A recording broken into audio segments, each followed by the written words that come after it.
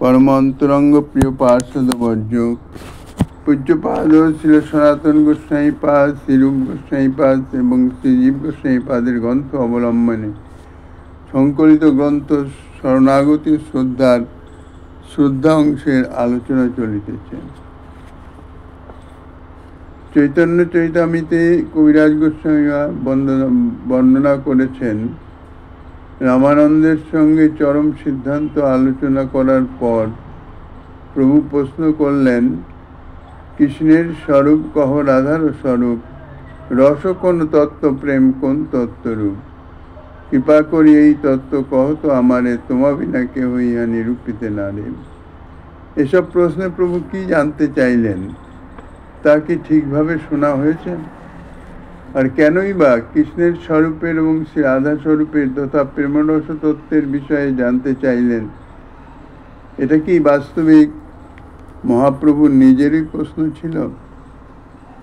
एर मर्म विचार करले आमरा सहजेই जानते पारबो जे प्रश्न रेखेছিলেন जगतेर साधकगणेर दिके ताकिये, कारण वस्तुतपक्षे वस्तुतत्व ज्ञानहीन अवस्थाय এই रहस्यपूर्ण निगूढ़ लीला तत्वेर बोध हवा एवं यथार्थ उपासना करा एकेबारेই असम्भव। এই কারণে गौड़ीय वैष्णवाचार्यपाद তাদের प्रत्येक लीला ग्रंथे उपास्य उपासना विषयक যাবতীয় বিষয়বস্তুকে तात्विक दृष्टिकोणেই জানিয়েছেন। আমরা এখানে যে শ্রদ্ধার বিষয়ে আলোচনা করিতেছি এই শ্রদ্ধা সাধারণ শ্রদ্ধা নয়, ইহা হচ্ছে শাস্ত্রীয় শ্রদ্ধা। এই শ্রদ্ধাকে তাত্ত্বিক দৃষ্টিকোণেই বিচার করা হচ্ছে, যা আচার্যপাদগণ জানিয়েছেন। যে শ্রদ্ধা প্রাপ্ত হলে যথার্থ ভক্তি লাভ হয়, যে শ্রদ্ধা প্রাপ্ত না হলে ভক্তিতে অধিকারী হয় না। একজন সাধক কোন অবস্থায় সংসার ত্যাগ করবে, কর্ম ধর্ম কখন কোন পরিস্থিতিতে পরিত্যাগ করবে তা সম্পূর্ণ নির্ভর করছে এই শ্রদ্ধারই উপর। যে কোনো অবস্থায় ভক্তি রাজ্যে প্রবেশ করে ভজন শুরু করলেই যে সাংসারিক ব্যবহারিক কর্ম সমস্ত ত্যাগ করবে তাহা নহে। শ্রদ্ধা লাভের পূর্বে অর্থাৎ যথার্থ শাস্ত্রীয় শ্রদ্ধা লাভ না হওয়া পর্যন্ত তাহার দৈনন্দিন যে ক্রিয়াকর্ম কর্তব্য কর্ম সাংসারিক কর্ম তাহা অবশ্য করণীয়, অবশ্যই কর্তব্য। শ্রদ্ধা লাভ হওয়ার পর সাধক যে কোনো সময় এই বর্ণ ধর্ম বা কর্তব্য কর্ম ত্যাগ করতে পারে, তাহাতে তাহার কোনো প্রত্যাবায় হবে না, কোনো অপরাধ হবে না। কিন্তু শ্রদ্ধা লাভ হলো না, অথচ ভজনের নাম নিয়েই সমস্ত কিছু ত্যাগ করে সে চলে এলো এবং এসে পরে বৈরাগ্য ধর্ম গ্রহণ করে পুনরায় আবার সেই একই ভোগ রাজ্যে সে বিচরণ করতে লাগলো। যেহেতু ভক্তির আরম্ভেই কর্মত্যাগের ব্যবস্থা দেওয়া আছে, কর্ম অর্থাৎ সাংসারিক কর্ম, দেহ ইন্দ্রিয় সুখ ও সম্বন্ধনীয় কর্ম, এ সম্পর্কে আমাদের বিশেষভাবে জানবার প্রয়োজন আছে। ভজন বস্তুটা গতানুগতিক প্রথা অনুসারে বা সমাজকে লক্ষ্য করে হয় না। মহাজনগণের নিরূপিত এবং প্রদর্শিত পথ অবলম্বন করে তাহাতেই ভজন হয়। তা নইলে মহাজনগণের পথ অবলম্বন করে না অগ্রসর হলে, মহাজনগণের বাণী অস্বীকার করলে যথার্থ ভজন আর হবে না। সত্যকার ভজন জীবনের স্বাদ যদি পেতে হয় তাহলে দেখতে হবে রাগানুগা ভক্তির আদর্শ প্রতিষ্ঠাতা যে আচার্যপাদগণ। কেননা রাগানুগা ভক্তির বহু প্রকারের মধ্যে যে রাগানুগা ভক্তি তাহাই হচ্ছে মহাপ্রভুর মহাদান এবং তাহাই জীবের চরম লক্ষ্য। এই রাগানুগা ভক্তি মাধ্যমে প্রেম প্রাপ্ত হওয়া এবং সেই প্রেমকে পার্শ্বদেহ প্রাপ্ত হওয়ার পরে আরও অগ্রসর হয়ে একদম চরম সীমায় অর্থাৎ ব্রজ প্রেম, যে প্রেমের মাধ্যমে ব্রজেন্দ্রনন্দন শ্রীকৃষ্ণের সার্থক সেবা প্রাপ্তি হয়, সেই স্তরে পৌঁছাতে হবে। কাজেই আচার্যপাদগণ মহাপ্রভুর বিশেষ কৃপাতে, মহাপ্রভুর বিশেষ আদেশে তারা বৃন্দাবনে অবস্থান করে পরবর্তী সমস্ত ভজনানুরাগীর নিমিত্ত এই সমস্ত গ্রন্থাবলী তাঁরা রচনা করে গেছেন। সেই সব গ্রন্থে সমস্ত কিছু বর্ণনা করেছেন। সেই সব গ্রন্থের আলোচনা এবং অনুসন্ধানের বিশেষ প্রয়োজন আছে। আমি বা কোন পটভূমিতে বসে আছি, অর্থাৎ কোন অধিকার, কতটুকু আমার অধিকার, ইয়া ভজনের অনুকূল নাকি ভজনের প্রতিকূল, এগুলো বিশেষভাবে বিচারের আবশ্যকতা আছে। যদি সঠিক মতো বিচার করে নিজের অবস্থা অনুযায়ী ভজন পথে অগ্রসর না হওয়া যায়, তাহলে বাহ্যিক হয়তো একটা ভজন ক্রিয়া চলতে থাকবে ঠিকই, যথার্থ ভজনের যে ফল, ভজনের ফলে যে অগ্রগতি, চিত্তের যে পরিবর্তন, তাহা আর সম্ভব হবে না। ভজনের মূল উৎস কেন্দ্র হচ্ছে ভগবত কৃপা। ভগবত কৃপা ব্যতীত কেহ ভক্তি উন্মুখ অর্থাৎ ভজন উন্মুখ হতেই পারে না। ভগবানকে নির্ভর না করে সে কৃপা কিছুতেই পাওয়া যেতে পারে না। ভগবানের সম্পূর্ণ শরণাগত অর্থাৎ সম্যক রূপে নিজেকে ভগবত চরণে যদি সমর্পণ করা যায়, তবেই সেই ভগবত কৃপা প্রাপ্ত হওয়া সম্ভব। প্রভুকে নির্ভর করেই প্রভুর উপাসনা বিশুদ্ধ হয়। তা নইলে যে উপাসনা নিজের দেহ ইন্দ্রিয়ের সুখের প্রত্যাশী, বাহ্যিকভাবে উপাসনার একটা আবরণ মাত্র হয়। বিষয়ের উপর নির্ভর না করে, এই কথাটা শ্রদ্ধা সম্পর্কিত প্রত্যেক বিচার ক্ষেত্রেই আচার্যপাদগণ কর্তৃক উপদিষ্ট হয়েছে। শ্রদ্ধা সম্পর্কে ইতিপূর্বে আলোচিত 3 আচার্যপাদের টিকায় যে বিচার প্রদর্শন করা হয়েছে তার সারমর্ম বলা হয়েছে। যে শ্রদ্ধা শাস্ত্র ও শাস্ত্রানুগতিযুক্ত বিচারের উপর প্রতিষ্ঠিত নয়, সেই শ্রদ্ধার দৃঢ়তা সর্বদা সর্ব অবস্থায় অক্ষুণ্ণ থাকতে পারে না। কিন্তু যে শ্রদ্ধার পশ্চাৎপটে কোনো ভক্ত মহতের কৃপা থাকে, অর্থাৎ তাদৃশ উপযুক্ত প্রেমী ভক্তের কৃপা যদি থাকে এবং সেই প্রেমী ভক্তের কৃপায় যদি তার শ্রদ্ধা প্রকাশিত হয় এবং সে ভজনে প্রবৃত্ত হয়, সেখানে শাস্ত্রবাক্যে এবং শাস্ত্র নিরূপিত ভগবানের ও তার ভক্তির অচিন্ত ক্ষমতায় বিশ্বাসটি সুদৃঢ় হতে পারে। এবং এই সুদৃঢ় বিশ্বাসই হচ্ছে যথার্থ শ্রদ্ধার ভিত। সুদৃঢ় বিশ্বাস যদি না হয়, তাহলে বোঝা যাবে তাহার শ্রদ্ধাটি যথার্থ শ্রদ্ধা নয়, সেটা ফিকে মাত্র। এই সুদৃঢ় বিশ্বাসটাই শ্রদ্ধার তাত্ত্বিক স্বরূপ। এর উপরেই নির্ভর করে কর্মত্যাগের হিসাবটা, আমার কোন কর্ম করা উচিত, কোন কর্ম করা উচিত নয়, এ বিষয়ে নির্ভর করে সম্পূর্ণ সেই শ্রদ্ধার উপরে।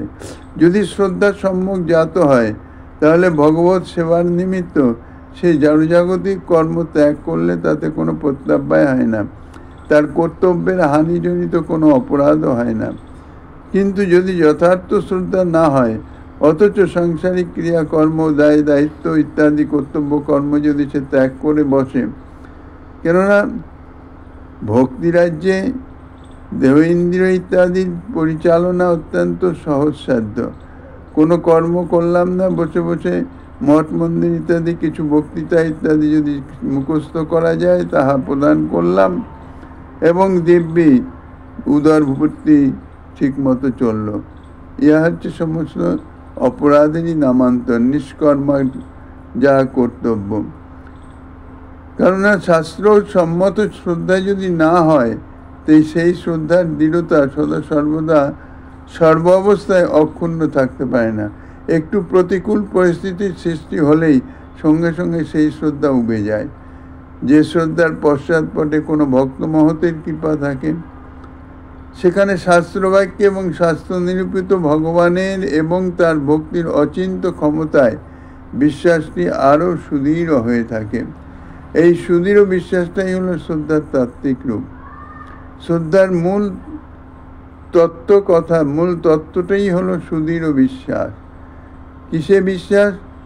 শাস্ত্রের পশ্চাৎপটে অর্থাৎ শাস্ত্র অনুযায়ী শ্রী ভগবত বিশ্বাস, গুরু বৈষ্ণবে বিশ্বাস, তাহাদের বাণীতে বিশ্বাস, এবং তার ফলে কি হয়, শাস্ত্র নিরূপিত ভগবানের এবং তার ভক্তির অচিন্ত ক্ষমতায় সুদৃঢ় বিশ্বাস হয়। সুদৃঢ় বিশ্বাসের উপরেই নির্ভর করে কর্মত্যাগের হিসাবটা, কোন কর্ম আমার করণীয়, কোন কর্ম আমি ত্যাগ করব, এই যে হিসাবটা, এই বিচারটা এই শ্রদ্ধার উপরেই নির্ভর করবে। কারণ শ্রদ্ধা লাভের পূর্বেই কর্তব্য কর্ম, নিত্য নৈমিত্তিক কর্ম ত্যাগ করলে অবশ্যই সাধকের বিপর্যয় হতে পারে। যেহেতু বিষয়ে নির্বেদ ও শ্রদ্ধাকে কর্মত্যাগের অবস্থা বলা হয়েছে, বিষয় অর্থাৎ জড়জাগতিক ভোগ বিষয়ে যদি তার নির্বেদ না জাত হয়, শ্রীগোবিন্দ ভগবতের একাদশ স্কন্ধে পরিষ্কার বলেছেন যে তানার কথায় অর্থাৎ ভগবত কথায় যতদিন না রুচি জন্মাচ্ছে, যথার্থ শ্রদ্ধা জাত হচ্ছে, ততদিন পর্যন্ত কর্মত্যাগের অধিকারী হয় না। বিষয়ে রুচিযুক্ত অবস্থায় ত্যাগের পথে গেলে বিষয়ে রুচি আসে, অর্থাৎ জড়জাগতিক ভোগে তার বিরক্তি নাই, রুচি আছে। ঠাকুরের প্রসাদ কাজে গ্রহণ করি, তা প্রসাদ হিসাবে গ্রহণ করা অর্থাৎ রুচি অন্তরে বিদ্যমান আছে। সেই বিষয় রুচি অবস্থায় যদি সাংসারিক অর্থাৎ জড়জাগতিক ত্যাগের পথে যদি যাওয়া যায়, তাহলে সাধক জীবনের বিপর্যয় অনিবার্য হয়ে পড়ে। আবার শ্রদ্ধার অভাবে ভগবত নির্ভরতা থাকে না। ভগবানে গুরু বৈষ্ণবে যদি যথার্থ শ্রদ্ধা জাত না হয়, তাহলে ভগবত নির্ভরতা অর্থাৎ ভগবতের শরণাগতি সেটি আর ঠিকমতো হয় না। তার ফলে হয় কি, ভগবতের যথার্থ শরণাগতি ব্যতীত যথার্থ ভগবত কৃপা লাভ কোনো মতেই সম্ভব নয়। তাই এ সম্বন্ধে বেশ জোরালো বিচার বিমর্শ করেই শ্রদ্ধাকে বিষয় ত্যাগের এবং শুদ্ধা ভক্তিতে প্রবেশের যোগ্যতা নির্ধারণ করা হয়েছে। বিষয় ত্যাগ করে যে শুদ্ধা ভক্তিতে প্রবেশ করবেন, তার মূল ভিত্তি হইতেছে শ্রদ্ধা। যদি যথার্থ শ্রদ্ধা জাত হয়, তবেই বিষয় ত্যাগের অর্থাৎ জড়জাগতিক কর্মত্যাগের অধিকার জন্মায় এবং ভগবত সেবার, ভগবত ভজনের যথার্থ অধিকার জন্মায়। এ সম্বন্ধে বেশ জোরালো বিচার বিমর্শ করেই অর্থাৎ বিশেষভাবে আত্মচিন্তা করে এবং সাধুগুরু বৈষ্ণবের নিকট তাহাদের পরামর্শ অর্থাৎ তাহাদের আদেশ, কৃপাদেশ তাহা গ্রহণ করেই এই বিষয় ত্যাগে বা শুদ্ধ ভক্তিতে প্রবেশের যোগ্যতা নির্ধারণ করা হয়েছে। শ্রীমদ্ ভাগবতের একাদশ স্কন্ধে এই বিচার স্বয়ং ভগবান শ্রীকৃষ্ণ শ্রীমান উদ্ধব মহাশয়কে নিজে বলেছেন। শ্রীমদ্ ভাগবতের একাদশ স্কন্ধে জীবের মুক্তি সম্বন্ধেই ব্যাখ্যাত হয়েছে। এখানে মুক্তি অর্থে সাজুজ্যাদি পঞ্চবিধা মুক্তি নয়। ভাগবত ভক্তি রসময় শাস্ত্র, সমস্ত ভাগবতই যথার্থ ভক্তি বর্ণনা করেছেন। এখানে মুক্তির কোনো উপদেশ নাই। ভক্তির উৎকর্ষতা দেখাতেই মুক্তির উল্লেখ করা আছে মাত্র। যেমন অন্ধকারকে যদি না দেখানো যায়, তাহলে আলোর যে মহিমা, আলোর যে মাহাত্ম্য, আলোর যে প্রয়োজনীয়তা, যে উপকারিতা, সে সম্বন্ধে কোনো জ্ঞান জন্মায় না। তো সেই জন্যে ভাগবত শাস্ত্র হচ্ছে যথার্থ ভক্তিশাস্ত্র। কিন্তু সেখানে মুক্তির কথা যে বলা হয়েছে, ভক্তির থেকে মুক্তি যে কতটা নিকৃষ্ট সেটিকে প্রকাশ করবার জন্যে। আর মুক্তি জড়জগতে কতটা কাম্য, সাংসারিক যে তিতাব জ্বালায় জর্জরিত জীব সাংসারিক সুখ দুঃখ ইত্যাদি ত্যাগ করে একান্তভাবে মুক্তি কামনা করে, সেই মুক্তি শুদ্ধা ভক্তের নিকটে তুচ্ছাতি তুচ্ছ হয়। ইহা ভাগবতে ইহাই প্রদর্শিত হয়েছে। মুক্তির নইলে যথার্থ মুক্তি প্রাপ্তির নিমিত্ত কোনো উপদেশ ভাগবত বর্ণনা করেন নাই। ভক্তির উৎকর্ষতা দেখাবার জন্যই মুক্তির উল্লেখ করেছেন। কারণ ভাগবতের প্রথমেই বলেছেন, ধর্ম প্রজ্জিত কৈতব অত্র পরম। এই শ্লোকেই বলেছেন মুক্তি বাসনাকে কপটতা বলে তিরস্কার করেছেন। মুক্তি যথার্থ ধর্ম অর্থ কাম মোক্ষ, এর মধ্যে মোক্ষ বাসনাকে সবচেয়ে বেশি নিকৃষ্ট বলা হয়েছে, অত্যন্ত ক্ষতিকারক বলা হয়েছে। সুতরাং তার বিধান দেওয়ার প্রশ্ন উঠতেই পারে না। মুক্তি সম্বন্ধে ছিল সুখদেব গোস্বামী চরণ শ্রীমদ্ ভাগবতের 2য় স্কন্ধে বলেছেন, মুক্তির হিত্বান্যথা রূপম স্বরূপেণ ব্যবস্থিতি। আত্মার অন্যথা রূপ যা অবিদ্যা দ্বারা দেহাদিতে আরোপিত হয়ে আছে তাহা পরিত্যাগ করে বিশিষ্ট বিধানে নিজ স্বরূপে অবস্থিতির নাম হচ্ছে জীবাত্মার মুক্তি। এই প্রকার মুক্তি লাভের পরই ভগবানের সত্যকার দাস হওয়া যায়। তারই জন্যে কর্ম, জ্ঞান ও ভক্তির উপদেশ দেওয়া হয়েছে। এই 3 প্রকার উপদেশ জীবের নিজের অধিকার অনুসারেই প্রদত্ত হয়েছে।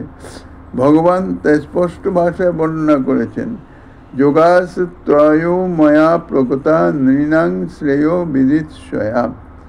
শ্রেয় লাভেচ্ছু মনুষ্যগণ, যারা যথার্থ শ্রেয় লাভ করতে ইচ্ছুক। শ্রেয় আর প্রেয় 2টি বস্তু আছে। 2টি বস্তুর মধ্যে প্রেয় হচ্ছে যাহা নিজের দেহেন্দ্রিয়ের প্রিয় বিষয়, তাহাকে বলা হয় প্রেয়।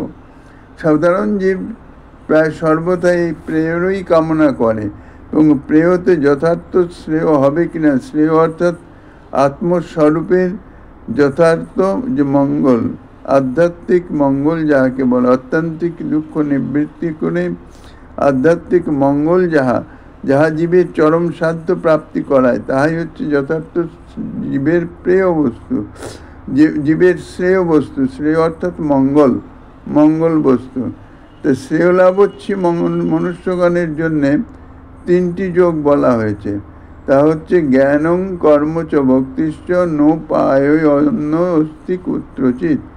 জ্ঞান, কর্ম এবং ভক্তি, এছাড়া অন্য কোনো উপায় নাই। এর মধ্যে যাহারা বিষয়ে অতিশয় আসক্ত, বিষয় ভোগ ছাড়তেই পারে না, তাহাদের জন্য কর্মযোগে অধিকার। কর্মযোগে অধিকারী তারা, যাহার বিষয়ে অতিশয় বিরক্ত, তাহারা জ্ঞানযোগের অধিকারী।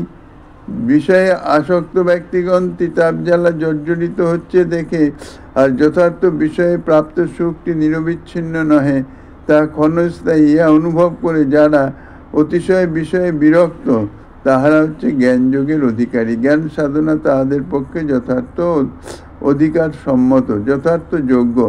আর যাহারা আমার কথা শ্রবণাদিতে জাত শ্রদ্ধ, শ্রী ভগবান বলছেন, যাহারা আমার কথা শ্রবণ কীর্তন ইত্যাদিতে জাত শ্রদ্ধা অর্থাৎ শ্রদ্ধা জাত হয়েছে, যাহাতে যথার্থ শ্রদ্ধা হয়েছে, বিষয়ে অতি আসক্তও নয়, আবার বিষয়ে অতি বিরক্তও নয়, তাহারাই হচ্ছে ভক্তিযোগের অধিকারী।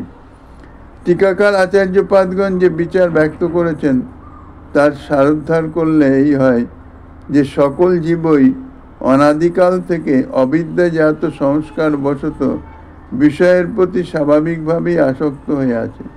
অনাদিকাল থেকেই জীব নিজ দেহ ইন্দ্রিয় ইত্যাদির সুখভোগের নিমিত্ত লালসা পরায়ণ। সেই লালসা পরায়ণের জন্যে সকল জীব অনাদিকাল থেকেই এই অবিদ্যাজাত সংস্কার বশত বিষয়ের প্রতি স্বাভাবিকভাবেই আসক্ত হয়ে আছে। এটা জন্মগত সংস্কার, তাকে শিখিয়ে দিতে হয় না। জন্ম থেকেই তাদের পূর্ব সংস্কার অনুযায়ী বিষয়ে ভোগের আসক্তি তাহা প্রকাশিত হয় ধীরে ধীরে। ইহাদের মধ্যে যাহারা জ্ঞানী মহতের সঙ্গ থেকে কৃপা লাভ করেন, তাহারা বিষয়ে বিতৃষ্ণা যুক্ত হয়ে জ্ঞানমার্গের উপাসনায় প্রবৃত্ত হন। আর যাহারা ভক্ত মহতের সঙ্গ থেকে কৃপা লাভ করতে পারেন, তাহারা ভগবত কথা শ্রবণাদিতে রুচি বিশিষ্ট হন এবং বিষয়ে নির্বেদযুক্ত ও ভগবত ভক্তিতে দৃঢ় বিশ্বাসী হন। তাহারা যথার্থ ভক্তিমার্গে ভগবত উপাসনায় প্রবৃত্ত হয়ে থাকেন।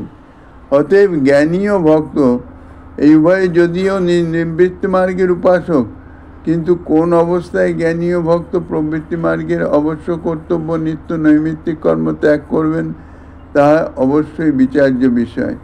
যে কোনো সময়ে নিত্য নৈমিত্তিক কর্ম ত্যাগ করে বিরক্ত বেশ ধারণ করে বিরক্ত হয়ে গেলাম, এটা ঠিক নয়।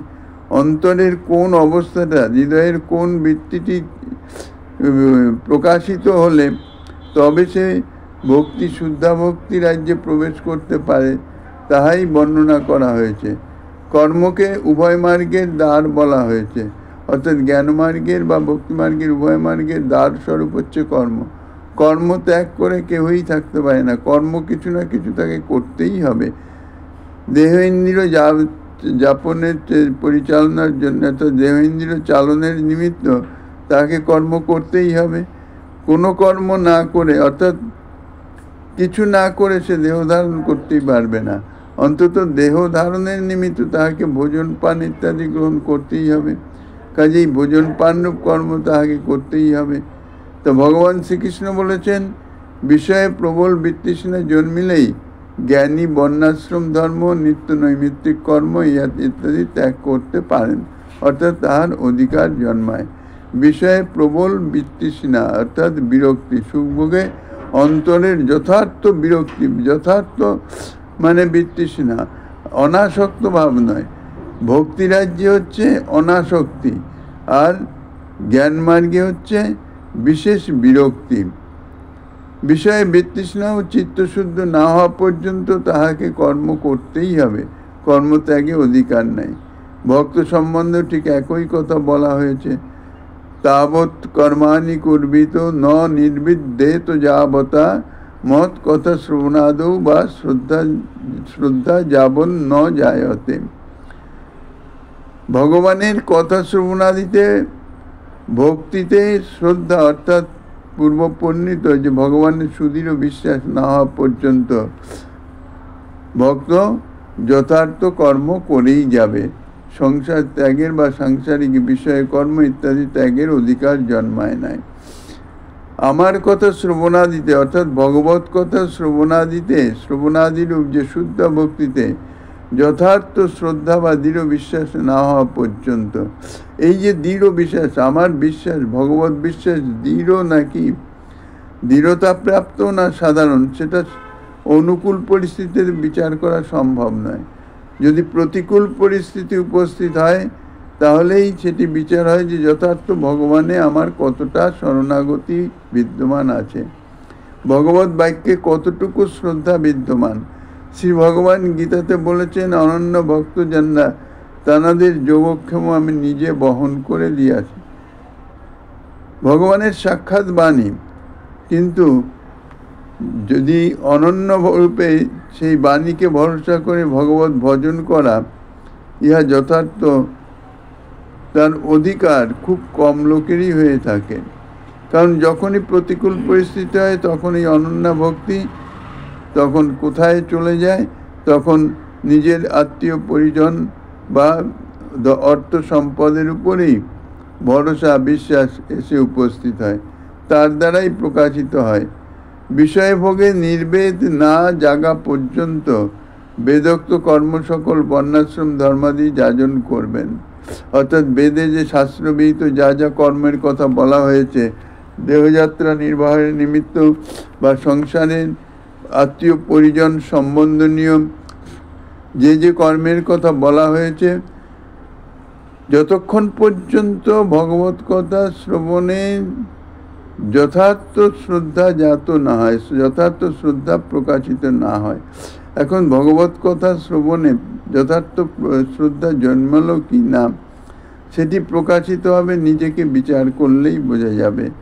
শ্রী ভগবত কথা শ্রবণে তার কতটা রুচি, আর দেহ ইন্দ্রিয়াদি ইত্যাদি ভোগ বিষয় বা তার কতটা রুচি, কোনটার প্রাধান্য, ভগবত কথা ভগবত সেবাতেই প্রাধান্য, নাকি নিজের দেহ ইন্দ্রিয় ইত্যাদির বিষয়ের সম্বন্ধে যে অবস্থা তাহাতেই প্রাধান্য, ইহা নিজে সূক্ষ্মভাবে বিচার করলে ঠিক অনুভবে এসে যাবে যে ভগবত কথা দিতে কতটা শ্রদ্ধা জাত হয়েছে। ভগবানের এই উক্তিতে সর্বকর্ম সর্বধর্ম পরিত্যাগপূর্বক শুদ্ধা ভক্তিতে প্রবেশের অধিকার। গীতার শেষে তিনি বলেছেন, সর্বধর্মান পরিত্যাজ্য মামেকং শরণং ব্রজ, অর্থাৎ সমস্ত ধর্ম ত্যাগ করে, এই সমস্ত ধর্ম বলতে শাস্ত্রীয় ধর্ম, বেদ ধর্ম, লোকধর্ম, নানান রকম ব্যবহারিক ধর্ম ইত্যাদি যেগুলোকে আমরা ধর্ম বলে মনে করি, সেই সমস্ত ধর্ম পরিত্যাগ করে একমাত্র ভগবত ভজন, অন্য কোনো কিছু নয়।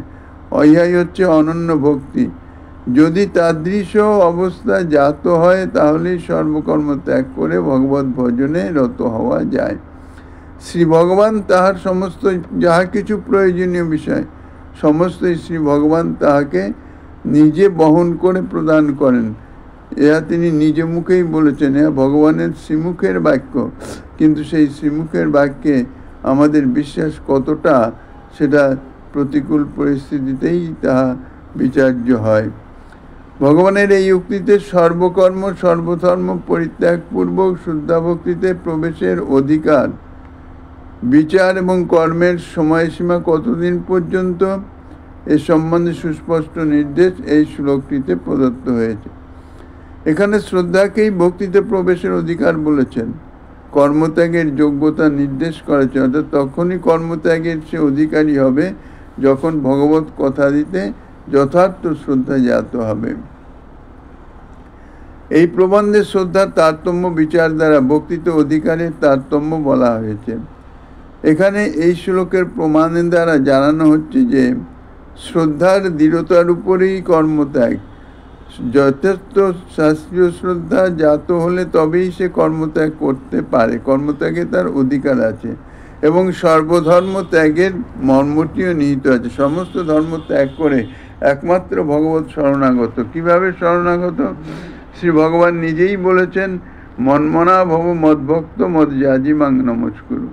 তুমি আমার হয়ে যাও, মনমনা ভব, সদা সর্বদা আমাকেই তুমি চিন্তা করবে, আমার সম্বন্ধে নিয়ে চিন্তা করবে, অন্য কোনো কিছু নয়।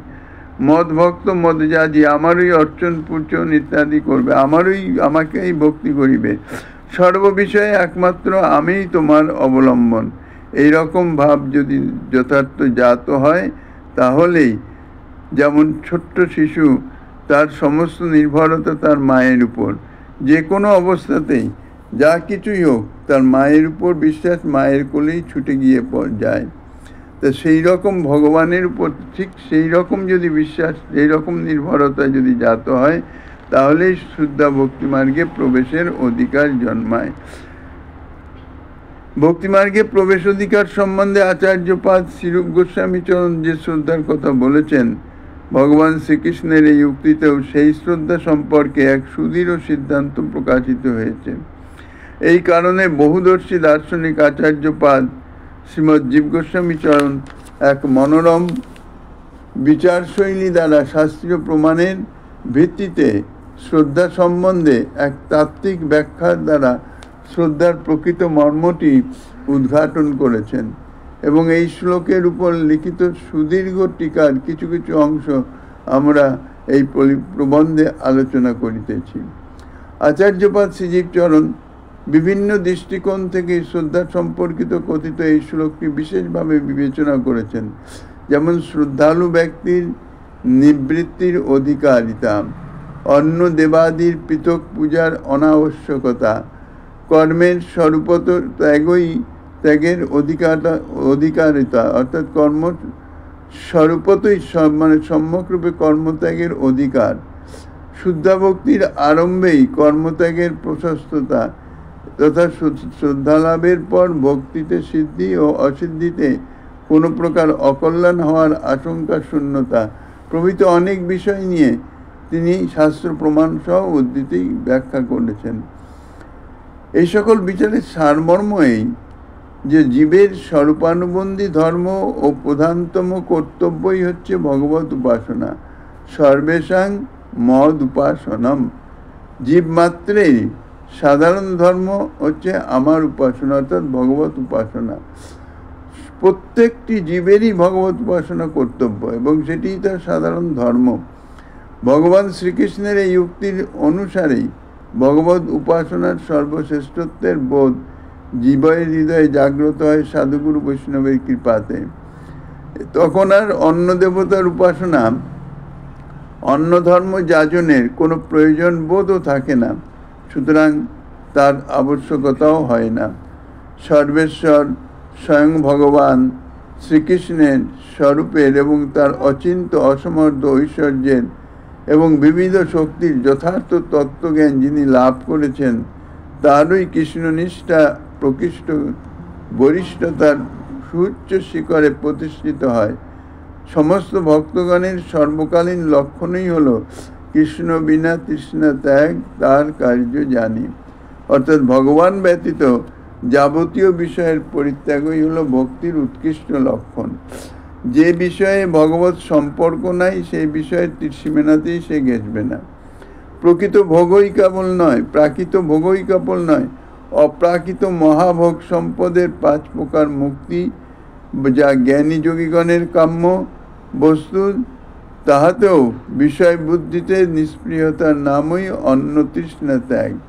অর্থাৎ যিনি অনন্যভাবে ভগবত ভজন করবেন, তাঁর জাগতিক সুখভোগ বা স্বর্গীয় সুখভোগ ইত্যাদির কথা তো দূরে, যে মুক্তি অর্থাৎ 5 প্রকার মুক্তি, তার মধ্যে সাযুজ্য মুক্তি, যাহা ব্রহ্মলীন হয়ে ব্রহ্মানন্দ প্রাপ্তি, এছাড়া সারূপ্য, ষষ্ঠী, সামীপ্য, সালোক্য, এই বাকি 4 প্রকার মুক্তি, যে মুক্তির প্রাপ্তির মাধ্যমে ভগবত সান্নিধ্য প্রাপ্ত হওয়া যায় এবং ভগবত সেবাও কতঞ্চিত প্রাপ্ত হওয়া যায়, সেই মুক্তি পর্যন্ত যথার্থ শুদ্ধ ভক্ত তিনি কামনা করেন না।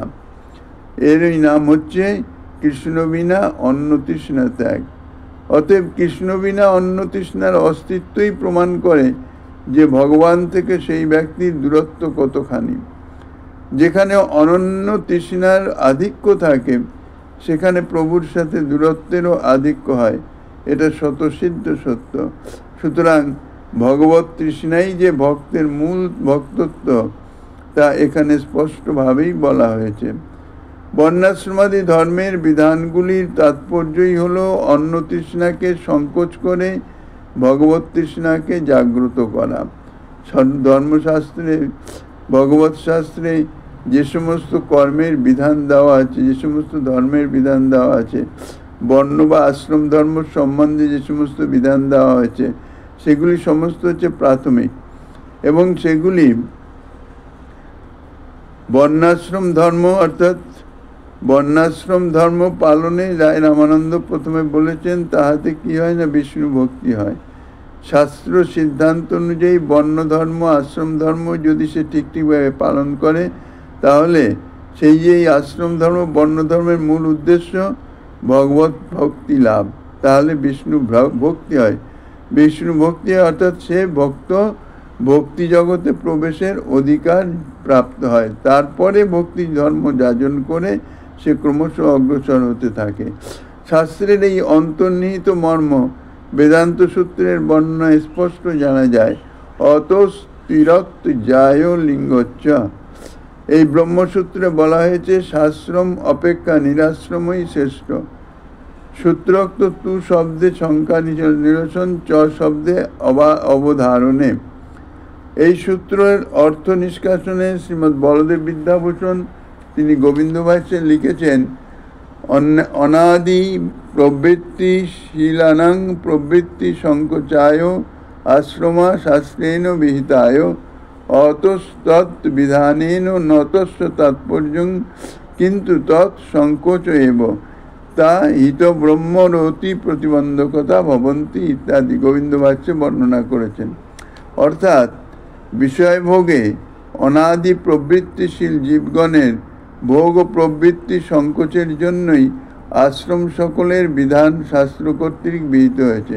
কোন আশ্রমে কোন ধর্ম পালন করা উচিত তাহা, বা কোন বর্ণের কোন ধর্ম, তাহা শাস্ত্রে যে বর্ণিত আছে, তার মূল উদ্দেশ্য হচ্ছে এই জড়জাগতিক বিষয় থেকে তার যে আসক্তি, তাহা যথার্থ ভগবত আসক্তিতে পরিণত হওয়ার। অতএব আশ্রমোচিত বিধান অনুষ্ঠানেই তাৎপর্য নয়, তার মূল উদ্দেশ্য হচ্ছে আশ্রমকে অবলম্বন করে, বর্ণধর্ম আশ্রম ধর্মকে অবলম্বন করে যথার্থ ভগবত ভক্তি রাজ্যে প্রবেশ করা। পরতত্ত্ব ভগবানের শ্রদ্ধালাভের পর, অর্থাৎ পরতত্ত্ব বোধ হওয়ার পর, ওই আশ্রম সকল ভগবত রতির প্রতিবন্ধক হয়ে যায়। এই কারণে সন্ন্যাসকে শ্রেষ্ঠ বলা হয়েছে। সুতরাং এই সূত্রের তাৎপর্যে স্পষ্টই বলা হয়েছে যে বিষয় ভোগে জীবের প্রবৃত্তি অনাদিকাল থেকেই আছে।